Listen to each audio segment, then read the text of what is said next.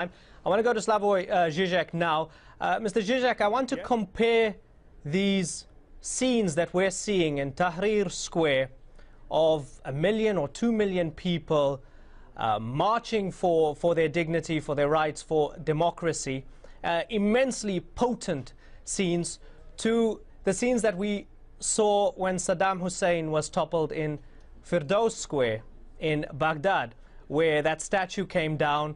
And it's difficult to actually tell with regards to the numbers, but there was a wide shot, and there were maybe 50 or 60 people in that square. And is there not a sort of delicious irony here that those pictures of Saddam's statue coming down with 50 or 60 people there were seen as conclusive evidence of the fact that the Iraqi people had had enough of him, whereas we've got these pictures of over 1 million people in Cairo, yet there's still doubt as to whether this is the right thing to happen?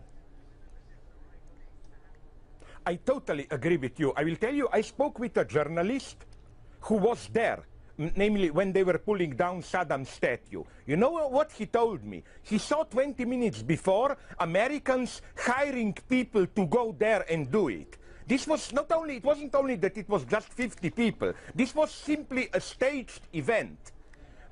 United States did almost in a textbook way, to illustrate it in a textbook, did all possible mistakes there, and now they are paying the price. But that's another topic. What I want to say is that, first, all this scare about Islamism, religious tendencies of American people, where, first, let's see who's talking. I read somewhere that in United States, you know, over 30% of the people believe in devil, in ghosts, and so on and so on. So, you know, coming from United States, I don't think they have any right to deplore the religious naivety of the Muslim crowds and so on. Just go to the deep American South. I can guarantee you it's worse than maybe even many Afghanistan villages or whatever. Second point, all this stuff about Islam and so on.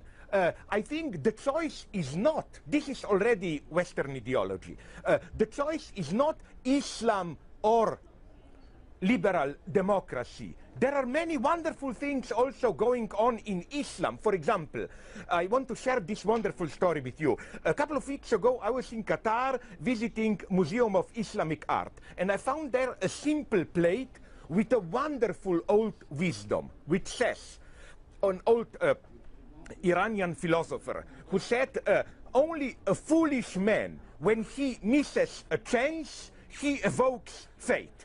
So here we have a Muslim theology which is much deeper than this Western cliché image, oh, they believe in fate, they follow everything. No, it says you are free to choose. Those who fail, those who don't seize the moment, then they evoke fate to put the blame on some destiny or whatever. So the problem is for me somewhere else. If the true choice is between Muslim fundamentalist theocracy or Western liberalism, we are lost. I think the true tragedy of the Arab nations is the disappearance of, not secular in the sense of irreligious, but secular in the sense of secularity of its demands, justice, freedom, and so on, of this kind of a left, non-fundamentalist, it can be Muslim, but non-fundamentalist left.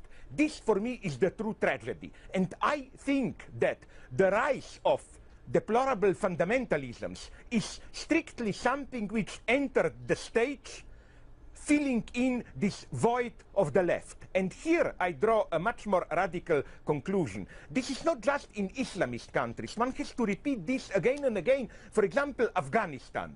It's presented in Western media as, you know, a crazy ultra-fundamentalist country. Sorry, I'm old enough to remember 40 years ago. Afghanistan was a very open, secularized country with a pro-Western technocratic monarch, strong local communist party. Then we know the story. Communists made the coup d'etat, Soviet Union intervened, American intervenes against. It's as part of this process that Afghanistan was, if I may use this awkward word, was fundamentalized. Okay. So for me, again, just to conclude, the choice shouldn't be just Western liberal democracy or Islam fundamentalism. It's crucial to have a strong left. Only this can save us in Arab